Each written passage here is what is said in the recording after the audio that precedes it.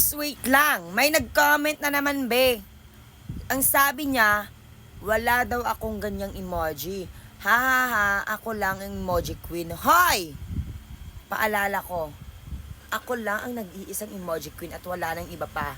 At yung emoji pinapahanap mo, ang basic lang yan, be.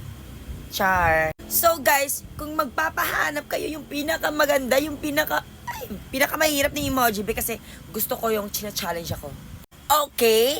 So, ifa-follow back ko kung sino yung may pinakamahirap na emoji.